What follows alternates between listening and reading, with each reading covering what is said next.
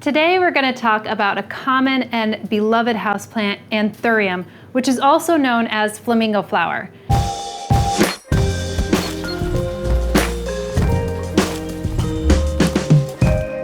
Now, this is actually a member of a large genus which includes about 950 species throughout Central and South America, but there is estimated to be up to 2,000 species that are out there, most of which have not been identified or discovered yet. However, we're really going to be speaking about the common ones that we see, which more or less look like this one. Now, you'll notice that these plants have really beautiful heart-shaped leaves, and they have these vibrantly colored spathes or bracts, and they could be in deep shades of maroons or reds like this one, almost black, lavenders, pinks, oranges, red, and white, for example. Now, typically the ones that are cultivated and selected are from Anthurium andreanum, like this one, and Anthurium antiochiensis in the United States, but also Anthurium Species throughout Europe and Asia. Now, Anthurium antiochiensis is typically found along stream banks, and it has this upright, much thinner, more delicate spathe, whereas Anthurium andreanum and Anthurium Species are more rainforest species growing as epiphytes, which means they are growing on trees but can also grow terrestrially, and both have these larger spathes and are the only two anthuriums that are scarlet. Now, Anthurium Species has a notable curly Q spadix, it's really cool, and that earns it the common name pigtail anthurium. But again, it's not commonly found here in the United States in widespread cultivation. Now, typically these plants are bred both for the cut flower industry, and I think it actually may be the second largest cut flower in the world, but don't quote me on that. But they're also used in the potted plant market, which is what we're going to be focusing on. Now, generally the ones selected for potted plants are more compact and they have more beautiful leaves. Now, we'll go over how to propagate these, but for the most part, these plants are produced by tissue culture. Now, when I paid a visit to the Netherlands, I toured Anthura, whose namesake may suggest that it's the largest producer of anthuriums, and the production was a highly sophisticated and efficient system, which you could see in full in one of my previous episodes if you're the least bit curious. And in the US, the production is like much more hands-on, so to speak, and one of the largest growers of Anthurium, Silver Chrome Gardens in Florida, took us through a tour of his facility as well. So I'll leave the link above for you to view if you haven't yet. Now, as you may have guessed from the look of the inflorescences, these are related to another plant I've highlighted here, the Spathiphyllum or peace lily, but unlike the peace lily, flamingo flowers seem to always be in flower. And the reason why they are popular cut flowers is because even when they're cut off, their bracts and their flowers tend to last a very long time. And when they're attached to the rest of the plant, they could be in bloom for like 2 to 3 months, so a pretty long time. Then, usually as one bloom fades, another one just bounces right out. And it also depends on the cultivar though. So if you got one like this one that I have, this is a Hawaiian cultivar, I'm not even sure what it is, but it has this really big, beautiful spathe, but it doesn't necessarily put out another one. It's not as floriferous as this one, for instance. So getting them to rebloom again usually is not an issue. However, you'll want to make sure that you're giving them optimal light and fertilizer to ensure that they're almost always in bloom. Now, typically in the greenhouse, they are grown in high light or bright light. And certain studies show that in some cultivars, their spathe size was actually increased in lower light levels, but they get more flowers in higher light levels. So with that in mind, you could consider where you may want to actually place them in your home, but keep in mind that these species are typically in more dappled light conditions in nature. So they're usually growing on trees under the canopy, so possibly give a little bit more or less the same conditions indoors. Now, speaking of growing in tropical forest canopies, Anthuriums, as you can imagine, like to be on the warm side. So if you have a drafty window in the winter months, or if you have your Anthurium in front of your air conditioner during the summer months, then it's going to likely stress or harm the plant. It prefers to be well over 55 degrees Fahrenheit, which is more or less like 13 degrees Celsius. and would prefer to be in that 70 to 90 degree range, which is 21 to 32 degrees Celsius.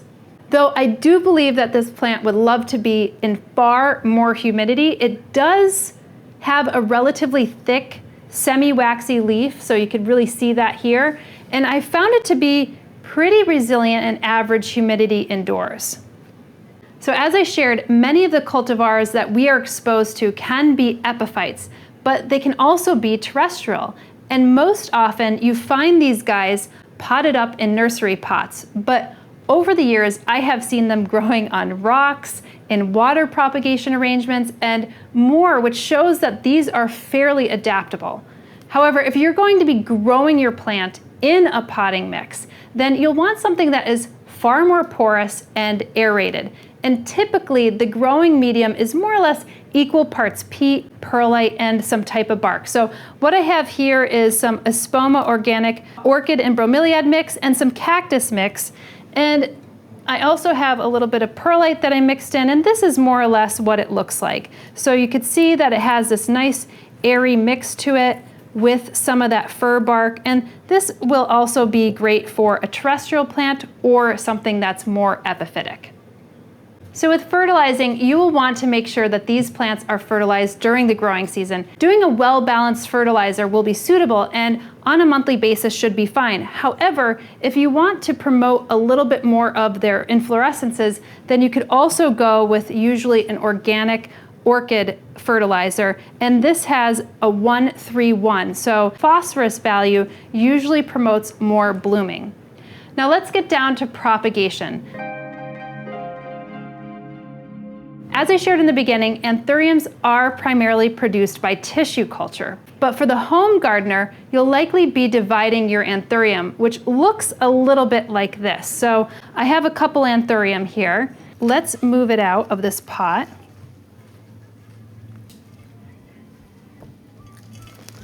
And let's scrape as much of the dirt as possible away from it. And we could see where we could actually divide this plant. So I'm just pulling it apart right here, and you could see that it's already starting to divide from this clump. If we could just work our fingers in there. And again, this one really didn't need to be divided, but I just want to show you what you would have to do in order to actually propagate this plant. All right, so there you go. I'm gonna tear this apart. So you have this little small plant right here, and then you have this big one. And what I'm probably going to do is take this big one and repot this back in here. So I'm going to create a little hole, a little divot in here, and I'm going to put this back down in. This will actually have a little bit more space for these roots as well. I'm going to add a little bit more of this orchid mix to this. I need like a second pair of hands right now. Okay. All right, I'm going to use my scoop here because this is a much larger planter and it's going to be way more efficient if I use this.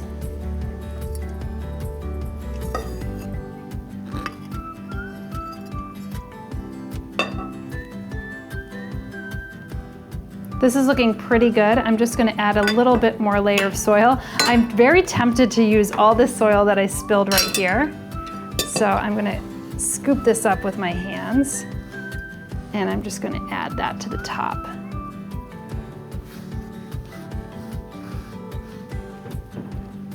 Okay, so there we go with that one.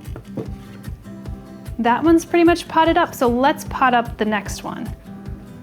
Let's see if this one or this one will be appropriate, because this one's a little bit taller. Yes, and I think I'm actually going to go with the taller one because these roots are quite long, and that will just give them a little bit more space down there. Now, since this one doesn't have any potting medium left, I'm going to add a little bit more of this succulent mix.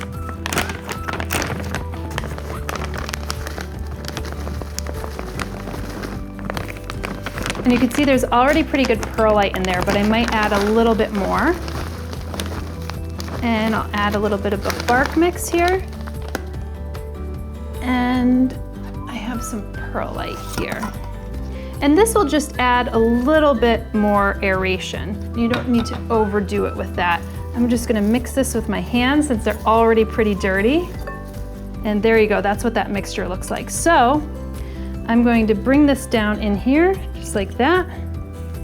Give about 1 to 2 inches, and I'm gonna drop this down in here and make sure that I'm not crushing any of the roots.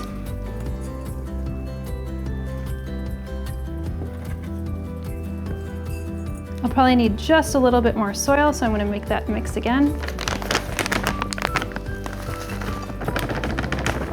And you could pretty much eyeball this. I mean, I'm going about 50-50, and because this bark mix is a little bit bulkier, you could go a little less with it as well.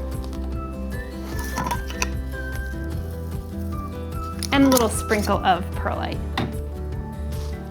Mix that in.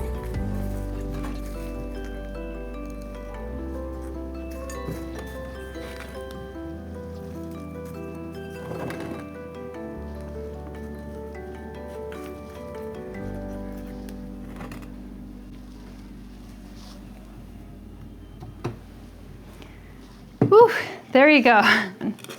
Now let's get into some of the common problems that anthuriums could have.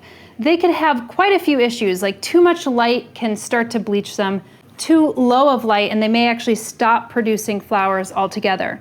Now they could also get bacterial and fungal blights, which means either removing those infected parts or composting the plant altogether. Now I haven't had many pest pressures, if at all, growing flamingo flower, but they are susceptible to a range of houseplant pests, from aphids to mealybugs to brown scale to thrips, so you do need to consider looking out for those. Now I go more into troubleshooting common houseplant problems in my houseplant masterclass online if you'd like to learn more. But in the meantime, I hope this was a thorough deep dive into anthurium care for you and was thoroughly fun to watch. All right, now I'm gonna be cleaning up. See you in the next episode.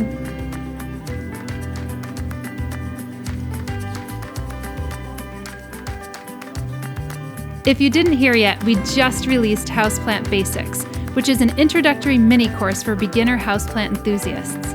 The video-based course is set up to be both concise and comprehensive, and it serves as a perfect primer for our Houseplant Masterclass, which is a month-long course on houseplant care, cultivation, and more. You can find out more information on both courses at homesteadbrooklyn.com or search for the courses in the description below.